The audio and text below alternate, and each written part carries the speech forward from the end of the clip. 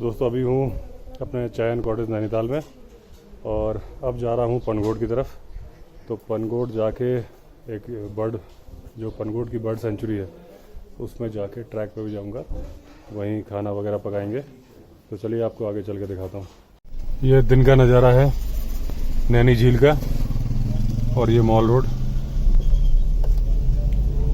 Road को cross करके ही जाना होता है। और सामने वो मल्ली ताल एरिया दिख रहा है, वो सामने दिख रहा है नैना देवी का मंदिर। तो अभी ड्राइव कर रहा हूँ दोस्तों मॉल रोड में।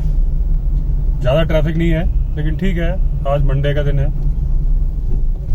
इससे ज़्यादा रश हो भी नहीं सकता।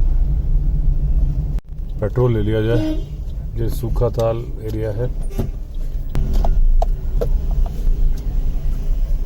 अब अभी पेट्रोल ले रहा हूँ लेकिन इनके यहाँ ना तो पेटीएम चल रहा है ना ही कार्ड, कैश देना है। तो फिर मैंने कभी फुल टैंक नहीं करा था, 1000 रुपये का ही डालो, कैश कम पड़ जाएगा, फिर एटीएम कौन जाए नेसेसरी।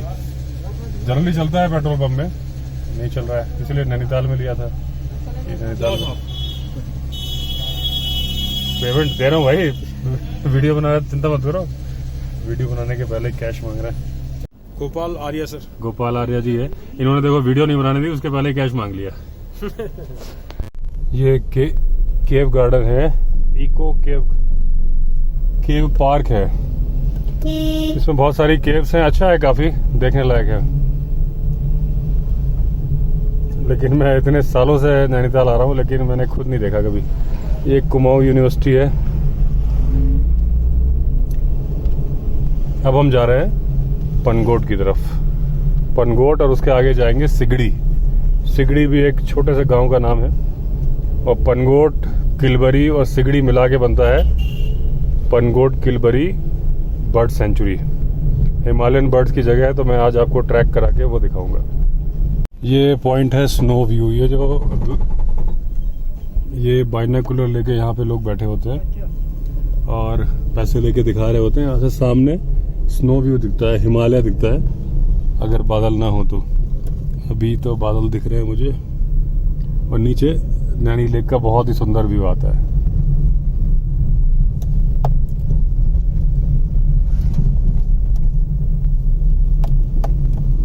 तो इस तरह के रास्ते हैं पनघोट के रास्ते में। ज़्यादा चौड़ी रोड नहीं है लेकिन इतनी सकरी भी नहीं है कि कोई दिक्कत हो। बस बहुत ज़्यादा स्पीड से नहीं चलना होता क्योंकि ब्लाइंड टर्न्स हैं। अपना नेचर को एंजॉय करते हुए चलिए दोस्तों। कहीं भी पहाड़ पे जाए तो ड्राइविंग को एंजॉय करते हुए चलना चाहिए, भागम भागी में नहीं चलना चाहिए।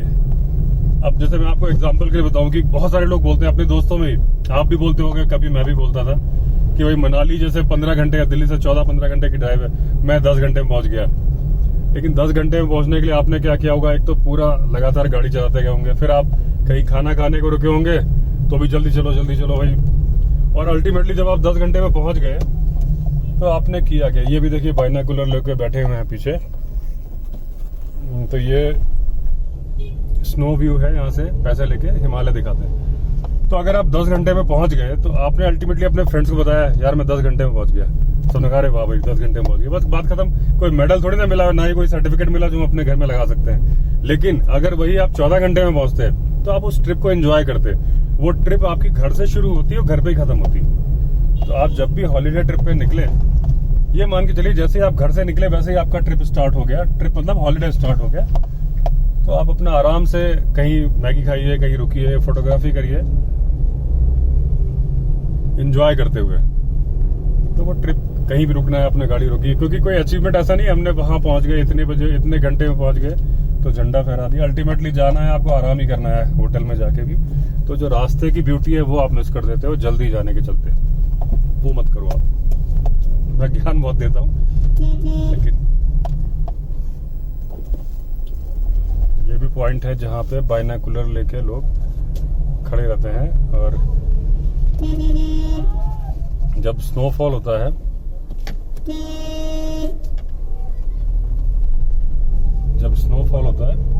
तो यहाँ पे बर्फ एंजॉय करने लोग आते हैं। यहाँ पे हिमालय दिख रहा है क्लियर। ये देखिए दूरबीन की जरूरत ही नहीं है। सामने अभी देखिए ये घोड़े वाला पॉइंट है, ये भी देखिए बाइनोकुलर लेके लोग खड़े हुए हैं। ये सारी बाइनोकुलर है, ये लगी हुई है बाइनोकुलर। लेकिन बाइनोकुलर की जरूरत नहीं। सामने ही आपको दिख रहा होगा पूरा हिमालय, बर्फ से लदे हुए पहाड़।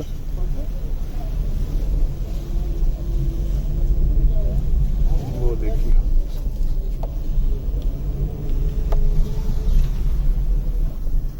तो जो नैनीताल के में आप सुनेंगे हिमालय दर्शन कोई जगह का नाम बताते हैं जब साइट सीइंग में, वो यही जगह है। यहाँ से पूरे साल लोग लेके आते हैं हिमालय दर्शन के लिए। और वैसे तो जो मेरा जजमेंट है कि थर्सडे तक यहाँ पे स्नोफॉल हो जाएगा। आज मंडे है। अब देखिए ब्लाइंड टर्न है, हॉर्न बजा दिया, फिर भी कोई भाई साहब हो सकता है बहुत तेजी से आ रहे हो, नहीं आए, अच्छा किया।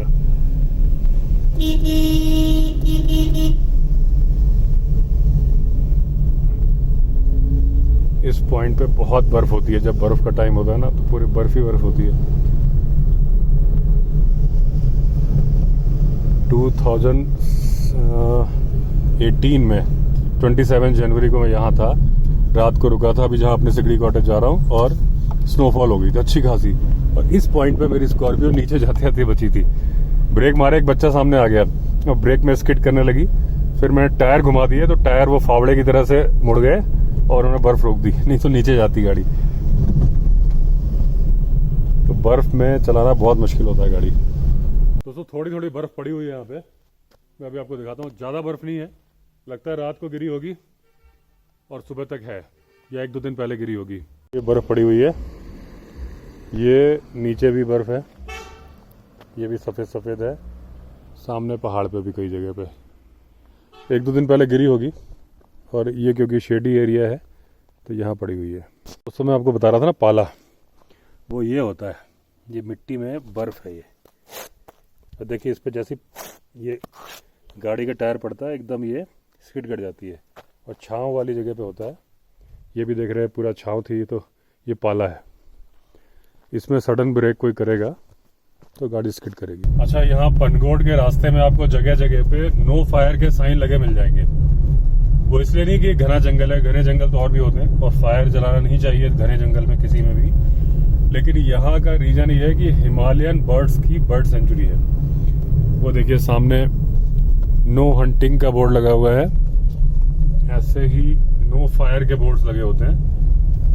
तो जब आप आग जलाओगे तो वो बर्ड्स उड़ जाएंगी। बहुत छोटी छोटी बर्ड्स होती हैं, और जिनको बर्डिंग की समझ होती है, उनमें से मैं नहीं हूँ, मुझे उतनी बहुत ही कम नॉलेज है बर्डिंग की, मुझे वाइल्ड लाइफ की थोड़ी बहुत नॉलेज है।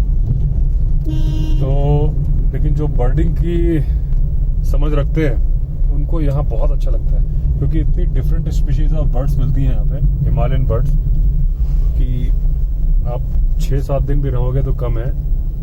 आप रोज नए नए एरियाज में जाओगे और नए नए अलग अलग टाइम पे आप अलग अलग बर्ड्स देखोगे। तो उसके लिए फायर जलाना मना है। फायर जलाने से, धुएं से बर्ड्स उड़ जाती हैं।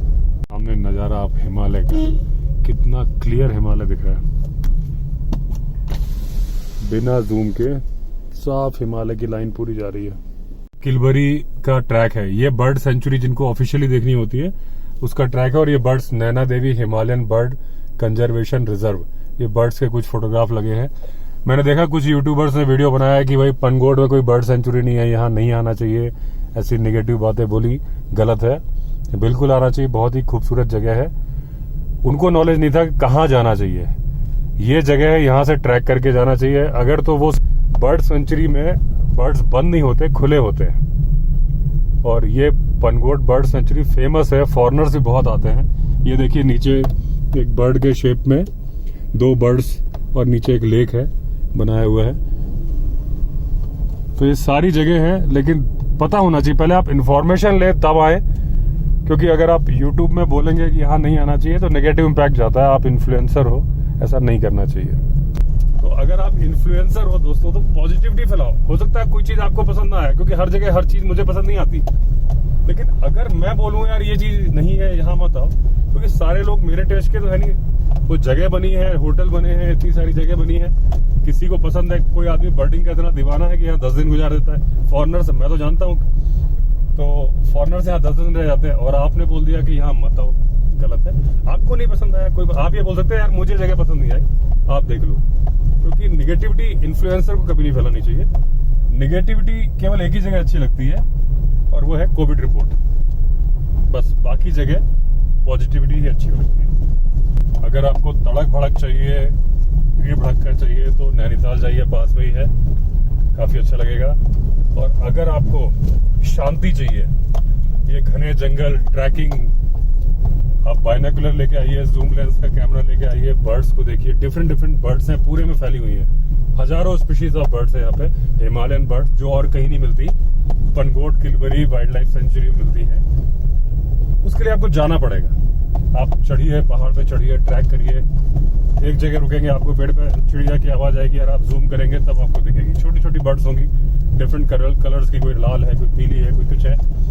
और गवर्नमेंट ने जो इसको वाइल्ड लाइफ सेंचुरी या बर्डिंग सेंचुरी डिक्लेयर किया है, वो इसलिए नहीं कि एक जगह पिंजरे में उन्होंने सिक्योर कर दिया, एरिया सिक्योर कर दिया कि उसके बाद यहाँ के रूल्स चेंज हो गए। अब यहाँ पे आप म्यूजिक नहीं बजा सकते, लाउड म्यूजिक, आप बॉनफायर नहीं कर सकते, आप आग नहीं जला सकते ऐसे खुले में। उससे जानवरों को जो मीन्स बर्ड्स को जो चीजें पसंद हैं, जिनसे वो सिक्योर होती हैं, वो गवर्नमेंट ने रूल्स कर दिए एक नेचुरल फॉरेस्ट में। ये किलबरी नेचुरल फॉरेस्ट है और उसको पूरे को बर्ड सेंचुरी डिक्लेयर कर दिया। अगर आप यहाँ बर्ड्स देखने आना चाहते हैं तो आप मान के चलिए दूर दूर बर्ड्स हैं, आपको पैदल चल के जाना पड़ेगा, एक जगह नहीं है। ऐसी ही होती बर्ड सेंचुरी। अगर वो एक्वाटिक बर्ड सेंचुरी होती है, जैसे Sultanpur bird sanctuary, Bharatpur bird sanctuary, वहां पे पानी भरा होता है, वहां पे क्योंकि पानी वाली बर्ड्स होती है जो पानी में मछलियां खाती हैं, वो फिर भी एक जगह मिल जाती है, लेकिन उसके भी आपको ट्रैक करना पड़ता है उसमें। ये है पेड़ वाली बर्ड्स, हिमालयन बर्ड्स। तो ये यहाँ कोई वाटर बॉडी नहीं है कि वहां पे आपको किनारे मिल जाएंगी, आपको जगह जगह घूमना पड़ेगा। एक छोटा सा टाउन है, लेकिन पनगोट जाना जाता है अपने आसपास के सराउंडिंग्स के लिए। बर्ड सेंचुरी यहाँ पे जो मेन पनगोट है वहाँ तो बस 3-4 होटल हैं, लेकिन उसके आसपास बहुत सारे हैं। और जहाँ अभी हम जा रहे हैं सिगड़ी, वो यहाँ से 6 किलोमीटर आगे है। तो सिगड़ी में भी एक कैंप है और 2-3 कॉटेजेस हैं, तो मैं दिखाता हूँ आपको। तो पूरा एरिया ही नैना देवी बर्डिंग नेशनल पार्क